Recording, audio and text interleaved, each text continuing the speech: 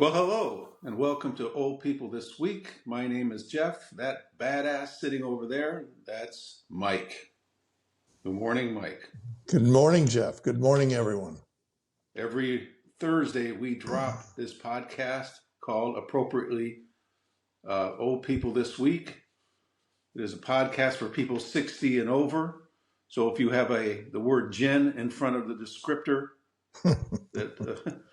that about your age, then this is probably not for you. Every week we bring you the stories behind the stories behind the stories, so that you can sound smart on the weekend when you're hanging out with your friends, playing golf, playing cards at the gym, or of course, where Mike and I usually spend our Friday afternoons at happy hour. Determining which is the best gin we have yet had that week. That's right. And by Friday, we've already had at least 4 different kinds of gin. And our search is not over. No. We beg you to subscribe to this podcast. As I've said before, if you subscribe, Mike will come over to your house and perform a chore. So you might say, Mike, would you fix me breakfast? And he'll say, yes, how do you like your eggs? Be very Exactly. Now, the package we have for you new subscribers this week is I will bring my pet goats to your house, and they will trim your lawn and all your shrubbery and eat anything you left lying around accidentally. So look forward to that. Yeah, it figures you'd have goats to do your work rather than you push a lawnmower around. Exactly. And speaking of lawnmowers, that brings up the Substack we do called 52 Tasks, which this past week discussed dying, really, sort of a downer. But this week discussed doing chores, and one of which is in there is how to mow the lawn properly. So check out that Substack. It's at 52tasks.substack.com. And that's really all the business part of this. We're ready to get going. We have a bunch of quickies I wanted to talk about at the beginning here. First, Mike, I wanted to tell you, if I called you up and I said, Mike, give me your American Express card, you would not do it. I mean, you would say, what the hell do you need it for? And you'd grill me, and you would be suspect if I did that. Yet people, aging people, evidently, will pick up the phone and give all sorts of information to complete strangers if they ask for it. Yeah. Scary. Yeah. We were at dinner one evening with friends, and the wife got a call from New Jersey. We were in California at the time. Got a call from New Jersey that her son was in jail, and the bail was $7,000. And she immediately looked at her husband and said, well, we need to pay this. We've got to get him out of jail. And I stopped her and I said, first of all, where was your son the last time you talked to him? And she said, well, he was in Mexico on vacation. And I said, okay, well, call him right now and see if he's still there. So she did, and he was there. But she was ready to transfer funds to these yokels.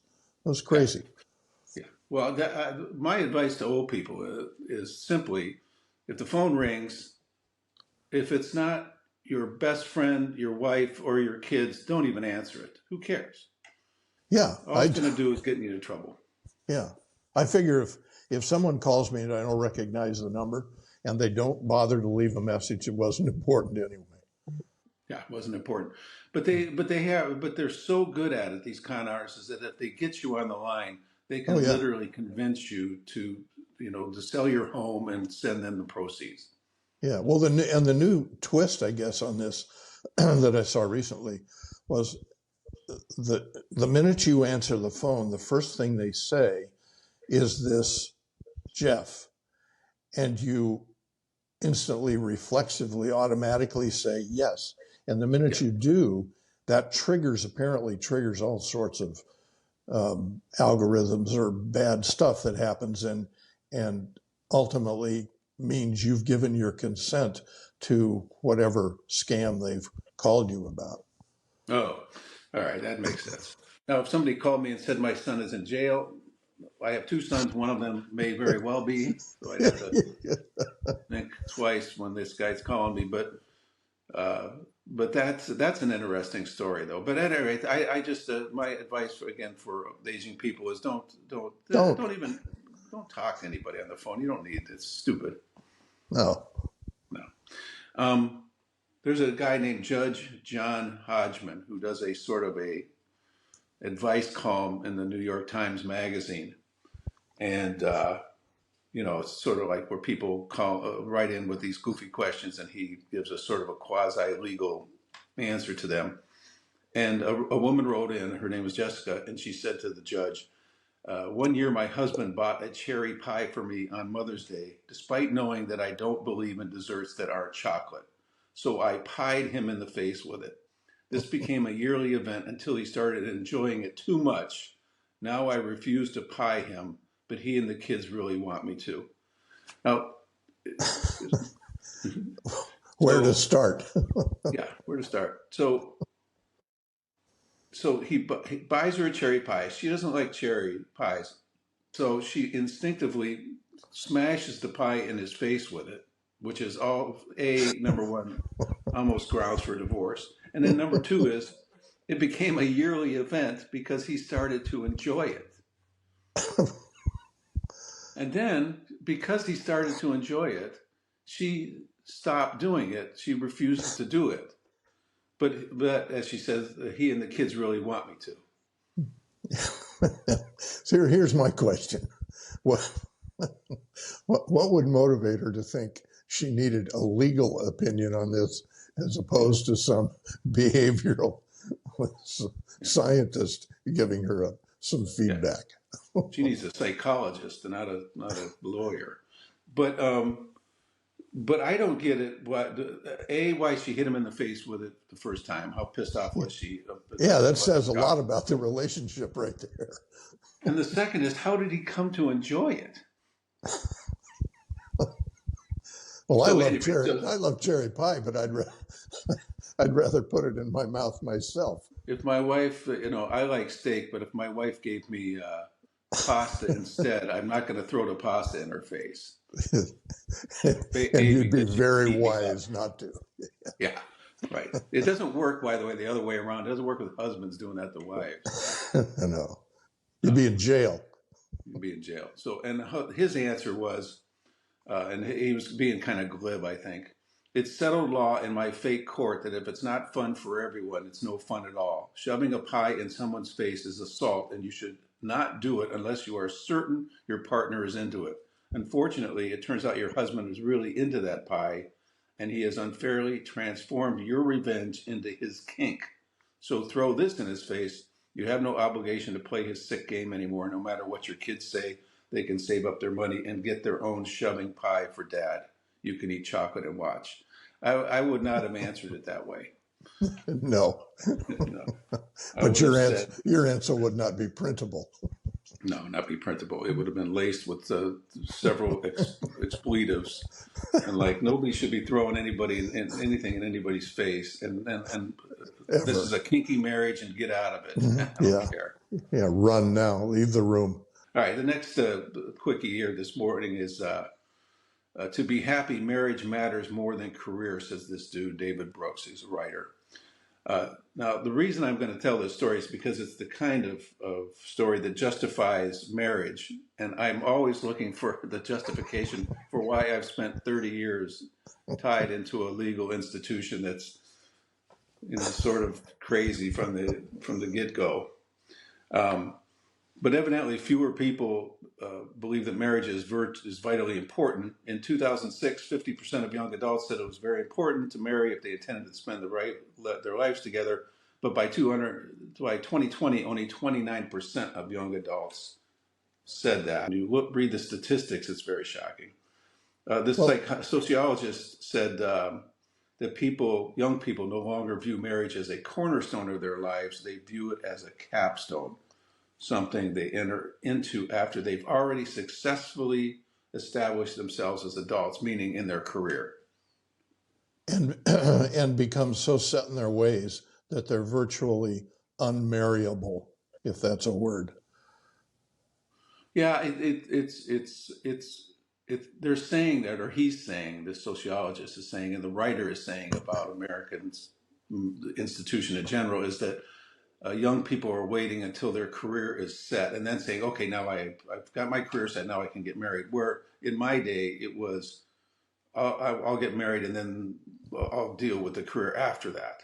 Yeah. Um, Well, and I'm not even sure back when we were at that young age and at that point, I'm not sure we were even weighing marriage versus career. It was just kind of a social norm that, you go through high school, go to college, along the way, meet somebody you fall in love with, and you get married. I don't remember consciously saying, oh, I'm going to wait, or I'm going to do it now, or whatever. yeah, I don't remember consciously saying anything. I was unconscious. All I know is Yeah. I stumbled blindly into down the altar, and the next thing I know, I'm married and I have a pregnant wife. Uh, the As a result of these attitudes, there's less marriage in America today. The marriage rate is close to the lowest level in American history. It says, for example, in 1980, only 6% of 40-year-olds had never been married. As of 2021, 25%, or a quarter of all 40-year-olds, have never been married. Wow. So people are now, the only umbrage I take with those facts are that it may be that 25% or a quarter of all 40-year-olds now have never been married, but that doesn't mean they're not together with other people.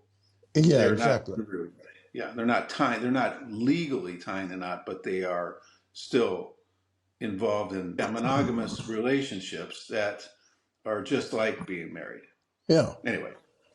Yeah. My wife and I lived together for almost 8 years before we got married. And we were inseparable, but we just didn't get married. So, yeah. Well, in Ohio, where I'm from, you didn't get to spend years living with someone before you'd have a angry father of your girlfriend in your living room with a gun sitting on his lap. Yeah. David Brooks' advice is to obsess less about your career and to think a lot more about marriage.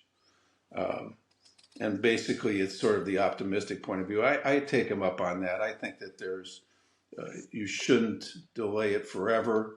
It'll be miserable like the rest of us. Get married young. I'm sure your wife is gonna love this conversation. You better be looking over your shoulder. I am looking over my shoulder. Make sure the door's shut. Ugh. Um, the next little quickie is that Mr. Costner, Kevin Costner, is going to be back in the theaters, which is good news for all of those Yellowstone fans who can't get enough of Kevin on the small screen, and he's returning now to the movie theaters with an American saga. His long-awaited Western epic is here. It's called Horizon, and he's co-written, directed, and starring in it. And it's a two-part movie, meaning there's going to be two-hour movies. The first one's out on June 28th, and the second chapter is on the August 16th. It will come out. And I watched the trailer. I don't know if you saw it, but it I is. didn't. I didn't. I'd love to. Yeah, it's pretty. Looks like it's pretty epic looking. You know, sweeping shots of gigantic Western tableaus with Indians, you know, racing across them and settlers circling the wagons. Every Western stereotype was in this trailer, but it was good. Well, this is, I guess, the feature he was working on that caused the dissension and caused him ultimately to leave the cast of Yellowstone, I think, right? Yeah, he wanted more time to make these movies, and the Yellowstone producers said, no, we need you to do the Yeah. Yellowstone. So he begrudgingly did enough Yellowstone that he got paid for it, but he refused to come back. So the last season of Yellowstone, which is about to come out, it does not have Kevin Costner in it. Yeah. Yeah, so that's bad for if you're a Yellowstone freak. Co-starring in Horizon in these movies is the gorgeous Sienna Miller, Sam Worthington, who's from Avatar, and then a bunch of people I've never heard of: Jenna Malone, Tanaka Means, Michael Rooker. Oh, and Luke Wilson, who, by the way, was in one of my favorite comedies, Old School. And now he looks like he's playing a preacher because he's dousing some poor fool in a river to baptize them in this trailer. And a lot of other people, including Giovanni Ribisi, who's a weird looking, kind of Yeah. crazy actor I like. I wonder if this is this his extension of the movie he did, God, I can't remember the name of it, where Oh, he was the cavalry yeah. guy and he Dancing got with Wolves. Dancing with Wolves. Yeah. Had that same grandeur about it. It looked very big. It looked just he's looking at. He's not telling a small story of the West. He's telling the whole story of the The West. whole story. Yeah. That'll be interesting. That'll be interesting. Yeah, yeah, it'll be interesting. For my last the quickie story today, and this is the height of pretentiousness, as I put it. I'm I'm aspirational in my media generally. I'm looking at things that make me see the way people live or how they live. That's not like my way of living, but is Yeah. more fancy. And I read, for example, Architectural Digest magazine because it's got homes in there that are in apartments that are just incredible. Yeah. Until I get the last edition of Architectural Digest in it, in which they're normally covering these vast homes and gorgeous homes, but now they've fallen completely so far into just celebrity homes that they featured in this like 8-page spread Judd Apatow's daughter's 1-bedroom apartment in New York City. 8 pages to cover that? Yeah, I mean, and the point to me was that Judd Apatow, whether she has a movie coming out or he put pressure on Architectural Digest, but instead of actually covering homes or vast multi-roomed apartments in New York City that are incredible, they spent all this pages on his daughter, who's like 20 years old, and her 1-bedroom apartment in New York City, just to see if they could get a younger audience, lower the demographic, and whatever. How precious. Yeah, it's very precious and stupid. Of course, a 1-bedroom apartment in Manhattan would cost the same as a luxury architecturally designed home on the cliffs of Malibu. Yeah. Probably costs more than my house that I live in now. It's probably though it's not going to be bigger though. A 1-bedroom apartment in New York City is going to cost a lot, but it's only going to be about 600 square feet. Yeah, fold out bed and room for two. One of those Pullman beds comes out of the wall. All right. This is the first story of the today I wanted to go in. I got into this fascinating reading about senior dating sites, and I did a bunch of research, and Forbes magazine put out a list of the top senior dating sites, and I'm going to run through them real quick. The best for people new to online dating is one called Senior Match. The best for local events and meetups, Our Time.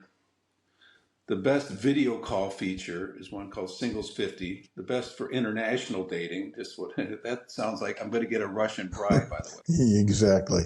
Called Elite Singles. Who wants your American Express number? Yeah. The best for most suggested matches per day is Silver Singles, and I'll get into Silver Singles in another minute. The best unique features, Plenty of Fish, which I've heard of before, but the best for Christians is called Christian Cafe. And by the way, this was a bargain. So it's only $9.95 a month. So if you're frugal and you don't mind pretending yourself to be as a Christian, you can get some dates on the cheap on that site. Well, you have to have some money left over to tithe when you're in church. So yeah. The best for customer support, who cares? It's called Just Senior Singles. and the best matchmaking algorithm is eHarmony. Now, this algorithm. While it sounds pretty, was buried at the bottom of their list, it's actually an issue that comes up in a lot of the discussions about these senior dating sites. Is that the algorithms are not as good as they say they are. So, for example, that silver singles that I mentioned earlier, Yeah. it's $24.95 a month if you buy a year, meaning it's like $29 a month, unless if you buy a whole year, it's $24.95. But the people complained that the site kept suggesting people hundreds of miles away, and others voiced concerns about encountering scammers and fake profiles, meaning the algorithm is not really robust enough, or it's sort of shoddy enough that you get matched with people who are not even in your state, Yeah. or that aren't the type that you entered in that you wanted to meet. So silver singles is kind of sketchy. If I was suddenly single now, And you might be, you might be the way you were talking about your lovely bride and your wonderful marriage. yeah, and our dog, I think I would get on to which one would I take? I'd get on the international dating one. You're hopeless. Yeah, If where are you you got from? a, Oh, yeah, Krakow. Latvia. Yeah, Latvia. Where's that again? I just watched a show in which, I know, it was the new True Detective with Jodie Foster, and in that there was a male actor in there that was a deputy sheriff that worked for her. He was waiting in the early episodes for a bride who was supposed to come over to Alaska, where this show was set, and she didn't show up, and he was left sitting at the airport waiting by the airplane. He's holding up a little teddy bear doll that he was supposed to give her, and is humiliated when she didn't get off the plane. Oh dear. I hope he hadn't given her his credit card to make the flight. That's what his son said. He goes, "Dad, did you pay for this trip over?" And he sheepishly blew it off. You know he did. Yeah. So, and speaking of dating, I had a read about our poor, unfortunate millennials and Gen Xers and Gen Zs and their pathetic dating lives and problems. And this person wrote in or posted this on Instagram. I think I saw it originally. That she said, I met the hottest man at a bar and we hit it off, and he took me on a brunch date the next day, and then did the most for 4 months after that. And by the most, she wrote in caps, meaning he always planned the dates, he always paid for the dates, he would pump gas for her and for her friends, he would cook and he would clean, he gave her gifts galore, and he and she met his family, his friends, his boss. They went on vacation together. They spent 2 holidays, like Christmas, Thanksgiving, together. He had confided in her that he had a child, and they actually met. She met with the guy's child, and then all of a sudden she finds out he's married. I was going to say there has to be a huge but coming. He find out that he was married, and the wife reaches out to her. Oh, great! And this girl says, "Well, your husband was with me last Thanksgiving," and the wife practically faints, and the guy in the background is listening in the background. He starts to cry. Oh no! And it's all just a mess. Oh yeah. I was thinking I never had a problem like that, and I'm glad I never did. Yeah. Did she meet him on a dating site? Or just hanging around a bar? No, she said that she met him, the hottest man at a bar. Well, the point of all this and this dating, whether how old you are, is I guess you're going to be a fool in the dating game no matter how old you are. Whether you're 25 or 65, you just have to be careful. So many red flags popped as you were recounting that story. I just wonder how oblivious she was through the whole thing. I don't know.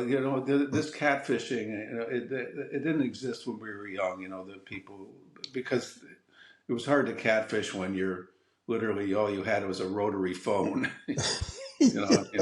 and not much of means to do it. Not the sites and all sort of ways to social media to trick somebody. A young woman was fooled by a guy Yeah. that she thought she knew, or some of the older people we've talked about getting fooled on the phone to try to give money and to get conned out of things. It's just, or on dating sites with bad algorithms. It's all just a minefield out there. So I'm glad I'm glad I'm married. For the moment. Yeah. Yeah. All right. Our last story today, as always, is about some foolish thing. And this was a story about the Kardashians. Unbelievable. Unbelievable. One of the When most it, viral fashion stories of the week wasn't from the runways. So this was written by some person who went back east for the fashion shows last month, and found this story, that people were talking incredulously about, and that it was that the Kardashians evidently have a website called the Kardashian Kloset, which is their resale site. So you can go onto this site, and it says, because I went and checked it out, by the way, of course that you did. everything on this site has been hand selected by each family member and are available exclusively for the public to purchase. So they're purporting this to be stuff that just came out of the Kardashian closet out in Calabasas, California. Pre-warn. That's the problem, pre-worn or Yeah. pre-used. So the beef is that the headline was Kim Kardashian is roasted for selling her dirty Birkin bag for $70,000. And this writer's question was, how desperate are they for money? Meaning the Kardashians on this site sold Yeah. a Birkin bag that sells for maybe $100,000, but they were putting it up for sale on their website for $70K, and it was soiled, and it was, Yeah. clearly Well, used. when you're too busy and too famous to keep your $100,000 Birkin bag properly cleaned and cared for, what else can you do but just sell it? Yeah. And it's such an arrogant thing too to sell your old dirty stuff. And this guy's question is that wrote the article is, I thought they were billionaires. I mean, she owns that company Skims. Kim Yeah. does, that's valued at $4 billion. Why is she selling used bags on a website? But the worst thing about what they were selling was not the Birkin bag, No. but it was a worn thong swimsuit. Now I'm going to show you a picture of that worn thong swimsuit. You can only Please imagine don't. Please don't. shoved up the ass crack of one of the Kardashians, and then they're selling it on there. And you could get it, Mike. Just think, you could own one. That's great, but I'd have to have an ass 4 times bigger than mine for God. it to fit. I Oh mean, my all God. those bubble butts in that family, that's ridiculous. Oh my God. You could. Though seeing you in that thong would be certainly one of the highlights of my life. You know, it won our 1 millionth subscriber Yeah. Yeah. When tunes we get the in. million subscriber, you will not I only will, wear it, you I will will go to dance their along with house me. and mow their lawn. All right. This has been a great episode. Mike, for all the fans out there, happy birthday. I want to Thank reach you, out to sir. you, send Thank you. checks. He's accepting anything and everything. Um, and again, this podcast will drop tomorrow. We're taping this on a Wednesday. It'll be dropping on a Thursday. Please subscribe. Check out the Substack, which is called 52tasks.substack.com. And we shall see you next week. And until then, remember, I don't even know what to say. I thought I had Well, a pithy statement. you just keep looking over your shoulder and we will hope you appear for next week's podcast. As I've said before, no sense makes sense. We'll talk to you all soon. Goodbye. Goodbye. Adios.